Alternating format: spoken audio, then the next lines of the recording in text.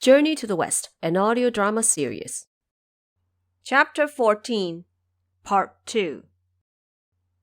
The next morning, Wukong got up and asked his master to resume the journey. Sanzang dressed himself and told Xingzhe to pack their belongings. Just as they were about to bid farewell, the old man presented them with warm water to wash their faces with, as well as a vegetarian meal. Only when they were done eating did they set out. Sanzang rode on the horse and Xingzhe led the way. They ate when they were hungry and drank when they were thirsty, rested during the night, and walked from morning on. Soon, it was early winter. Autumn lingered on frosted red leaves while pines and cypress thrived. It was still too early for snow, yet the cold wind was already unbearable. The pair had traveled for some time when suddenly a sharp whistle was heard from the roadside. 6 people rushed out holding long spears, short swords, sharp blades, and powerful bows before shouting, "You monks, where do you think you're going? Leave your horse and luggage now, and we'll let you pass alive." Sanzang was so terrified his soul left his body and he fell off the horse, unable to speak. Xingzhe lifted him up and said, "Worry not, master, this is nothing. They're here to give us clothes and money." Sanzang said, "Wukong, I think you're a bit deaf, aren't you? They told us to leave behind the horse and luggage. What are you doing asking them for clothes and money?" Xingzhe said, "Just watch over the clothes, luggage, and horse. Let Elder Sun have a battle with them and see how things go." Sanzang said, "A good hand is no match to 2 fists, and 2 fists are no match against 4 hands. They have 6 large men over there, and you are just 1 little person. How dare you fight them?" Brave as usual, Xingzhe ignored his words and walked up. With arms crossed on the chest, he greeted the 6 men. "For what destined reason are you blocking the path of these humble clerics?" Those men answered, "We are rope-cutting great kings and compassionate mountain lords. Our names are known far and wide, but we don't expect you to know. Leave your stuff here now, and we will let you go. If you dare say have a no, we will make certain your corpses break into pieces and your bones turn to powder." Xingzhe replied, "Well, I too happen to be a hereditary great king and long-seated mountain lord, but I have never heard of your big names." The man said, "If you do not know, let us tell you then. We are called 眼看喜, eye sees the light, 耳听怒, ear hears rage, 鼻嗅爱, nose smells love, 舌尝思, tongue tastes thoughts, 意见欲, will perceives desire, and 身本忧, body holds worries." Wukong chuckled and said, "You are just 6 hairy little bandits. Can't you recognize that I, who left secular life, am your master, and you dare block my way? Bring out the treasures you robbed. We can split it 7 ways, and I will forgive you all." The bandits heard this, and all the delight, rage, love, thoughts, desire, and worries burst out of them as they ran up to shout, "What an insolent monk! You aren't offering any of your stuff, and you dare split things with us!"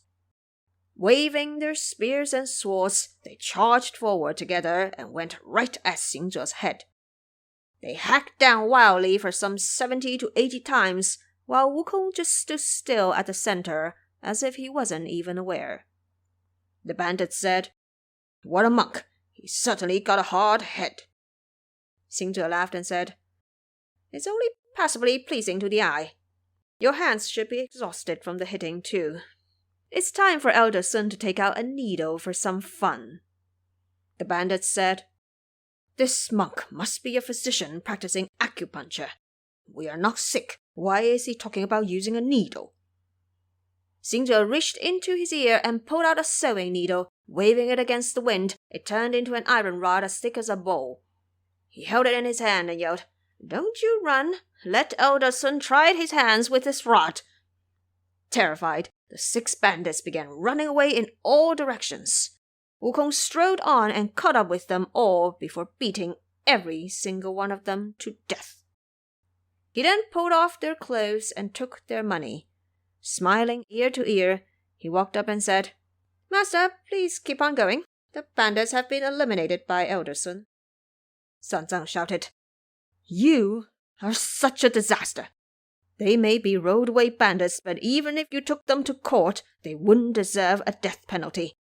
You may have some tricks, but you could have just chased them away. Why did you have to kill them? You are taking lives without cause. How could you be a monk like this? Those who have left the secular family would sweep the floor fearing it would harm the lives of ants, and cover a lamp with a shade out of love for a moth's life. How could you just beat them to death without considering the right and wrong? You haven't got any compassion and kindness in your heart. It's only that this happened in the wilderness of a mountain that no one is here to investigate. If we were in a city and someone happened to offend you, would you commit violence and beat people up wildly with that rod? How would I ever look innocent then? How could I ever get away?" Wukong retorted, "Master, if I didn't kill them, they were going to kill you." San Zang said, "This man who left secular life dare not commit murder even in the face of death. Should I die, it's only this one life of mine. But you killed all 6 of them. How do you explain that? Should this ever go to court, even if the judge is your own father, you could not explain it away." Xingzhe said, "To be very frank with you, Master, 500 years ago, when Elder Sun was the king and spirit of the mountain of flower and fruit, I lost count of how many people I killed. If we go by your way and go to court, you've got to have a lawsuit at least." San Zang said, "It's precisely because you live by no rules or principles that you tyrannize the world. Wreaking havoc in heaven and deceiving those above you is why you had to suffer for the past 500 years.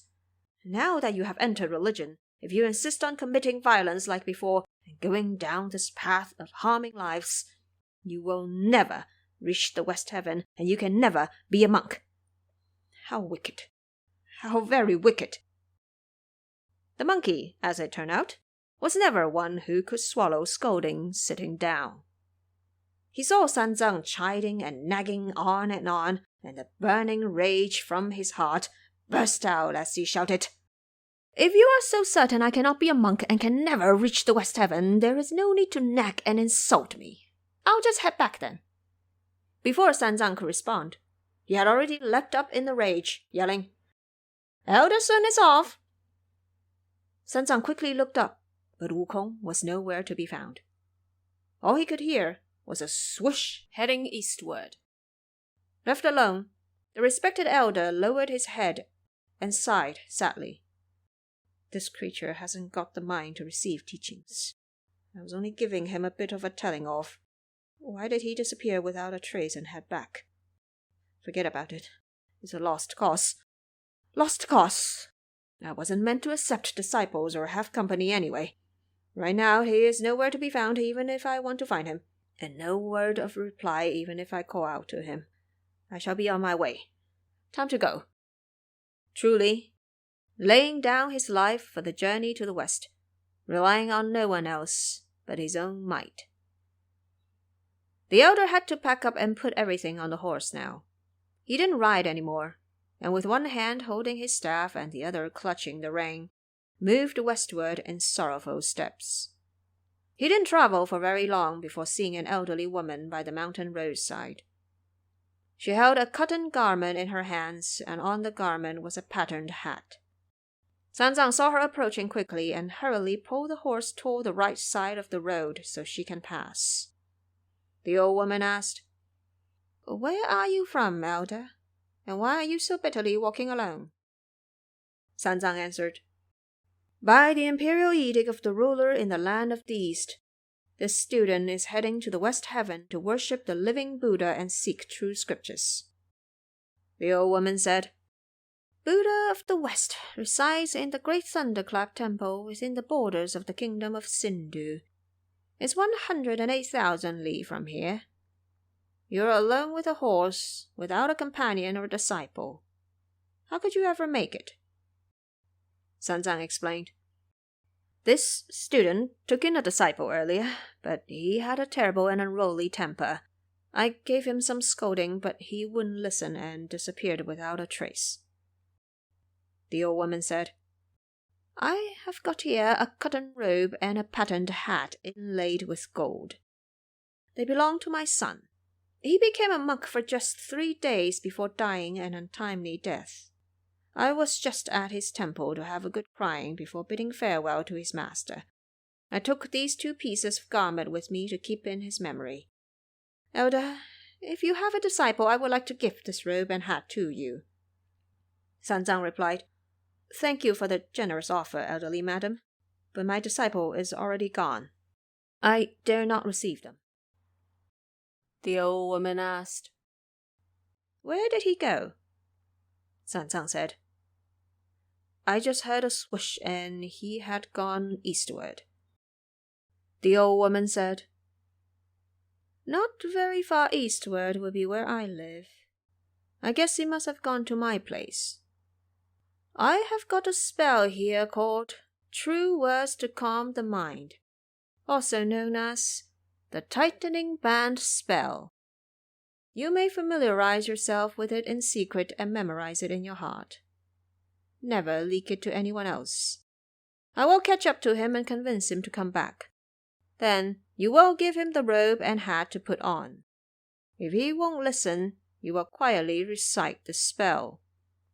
He will no longer dare commit violence or leave you. Sanzang heard her words and bowed in gratitude. The old woman then transformed into a beam of golden light and left for the east. Sanzang realized it was Guan Yin Bodhisattva passing on the true words to him. So he quickly put together a pile of earth to serve as a makeshift incense burner before faithfully kowtowing to the east. When he was done, he gathered the garments and hid them inside the luggage. Then he sat by the road and began practicing true words to calm the mind. He read it from start to finish several times and had it perfectly memorized in his head. We will speak no more of that. We instead go to Wukong, who, after leaving his master, with one somersault on the cloud, turned straight into the East Sea. He lowered the cloud and opened up a pathway in the water before arriving right before the Crystal Palace. This had long disturbed the Dragon King as he came out to welcome the guest inside and seated him in the palace. Once the formalities were over, the Dragon King asked, I recently heard the great sage's ordeals were complete. Sorry for not congratulating you sooner. I assume you are putting your immortal mountain back together and returning to your old cave now. Xingzhe said, I did think about that, but I also became a monk. The Dragon King asked, What do you mean by becoming a monk? Xingzhe explained, Owing to Bodhisattva of the South Sea converting me to the good side and showing me what true merits are, I am following the Tang monk from the land of the East. We are heading to the West to see Buddha. So I have entered religion now and was also given the name Xingzhe. The Dragon King said, If so, that is truly worth celebrating. Congratulations. This is what we call switching from evil to good and guarding the good heart. If that's the case, why aren't you going west and instead came back to the east? Xingzhe chuckled. That Tang monk has no understanding of human nature. A few lowly bandits blocked our way, so I beat them to death. That Tang monk just started nagging and blaming me for everything. Think about it. Is Elder Sun someone who can take blame sitting down? So I left him and want to head back to my home mountain. That's why I came to pay you a visit first and ask for a cup of tea. The Dragon King replied, Delighted to receive you. Absolutely delighted. At the time, the dragon children and grandchildren came out serving fragrant tea. Once tea was finished, Xingzhe turned around and found a painting hanging on the back wall titled, Presenting the Shoe at the Yi Bridge. Xingzhe asked, What is this about? The Dragon King answered, The great sage came first and this incident later. That's why you are not aware. This story is called Thrice Presenting the Shoe at the Yi Bridge. Xingzhe asked. What do you mean by thrice presenting the shoe? The Dragon King explained. This immortal is named Huang Shigong, or Squire of Yellow Stone. And this young man is Zhang Liang from Han Dynasty. Shigong was sitting on the Yi Bridge when suddenly his shoe fell under. He then called Zhang Liang over. This young man quickly picked the shoe up and knelt down to present it. This happened a total of 3 times, yet Zhang Liang had not a trace of arrogance or disrespect in his heart. Shigong loved how diligent he was, so he taught him celestial knowledge and urged him to support Han forces. Later, Zhang Liang indeed, through the calculation within his tent, achieved victories far, far away. When peace was restored, he resigned and returned to the mountains. He later traveled with Chi Songzi, Master Red Pine, and awakened to the way of the immortal. Great sage, if you refuse to protect the Tang monk, commit effort, or listen to his teachings, you will still end up only a fiendish immortal, and the true fruit would be out of the question. Wukong heard his words and fell into long silence. The Dragon King urged, Great sage, you shall make up your own mind, but do not ruin your future for the mere desire of an easy life. Wukong replied, Say no more. Elder Sun will just head back to protect him. The Dragon King said happily, If so, I dare not keep you here any longer. Please arouse your inner compassion, great sage, and don't leave your master waiting for too long. Xingzhe heard him urging on, so he quickly rose and left the sea's treasury. On the cloud after parting with the Dragon King, he was on his way when he bumped into Bodhisattva of the South Sea. Bodhisattva asked, Sun Wukong, why did you negate the teachings and refuse to protect the Tang monk? What are you doing here? Xingzhe hurriedly bowed to her in mid-air, saying, I have always owed a great deal to your kind words, Bodhisattva. The monk from Tang did arrive. He pulled off the note and saved my life. I became his disciple, but he blamed me for being violent and unruly. That's why I left him for a bit just now. I am now heading back to protect him. Bodhisattva said, Be on your way soon while the thought lasts. Once they were done talking, they went separate ways. And so within moments, Xingzhe had found the Tang monk sitting gloomily by the road. He went up and said, Master, why aren't you on your way? What are you still doing here? Sanzang looked up and said, Where have you been? I dare not walk or move. All I could do was wait here for you. Xingzhe explained, I was just at the place of the old Dragon King of the East Sea for some tea. Sanzang said, Disciple, those who left secular life shall not lie. You have only left me for 1 shichen at most. How could you have tea in the home of the Dragon King? Xingzhe laughed and said, To be honest with you, master, I know how to ride the somersault cloud which can travel 108,000 li with 1 somersault. That's how I can come and go within moments. Sanzang said, Because I used some harsh language, you became offended and threw a tantrum, leaving me behind. People like you who have tricks up their sleeves can have all the tea you want. People like me who can't go anywhere could only starve here. How could you be fine with that? Xingzhe said, Master, if you are hungry, I will just go and beg for some vegetarian food for you. Sanzang said, There is no need. There is still some dry food in my bundle from Guardian Liu's mother. You can take the bowl and find some water. Once I'm done eating, we'll be on our way. And so Xingzhe went to open up the bundle and found some baked rolls made with coarse flour. He took them out and handed to his master. What he also spotted inside was a dazzling cotton robe and a patterned hat inlaid with gold. Xingzhe asked, Did you bring this robe and hat from the land of the East? Sanzang went with the question and answered, I wore them when I was young. If you put the hat on, you can recite scripture without being taught. If you put the garment on, you will know all the rituals without ever going into rehearsal. Xingzhe said, Good master, let me wear them instead, will you? San Zhang said. I fear the lengths won't suit you, but if they fit, you may wear them. Xing Zhe thereby took off the old white robe and put the cotton robe on. It suited him as if it was tailor-made. And then he put the hat on. San Zhang saw him put on the hat and stopped eating. Quietly, he recited the tightening band spell once.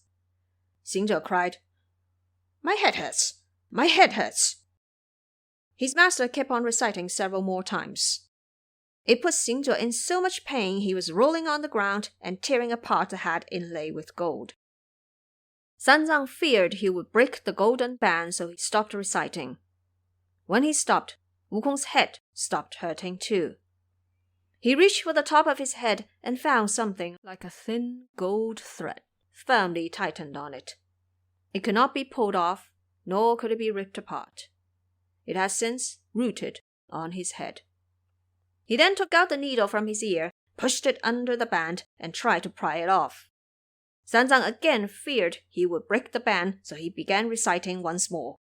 And Wukong once again fell into deep pain.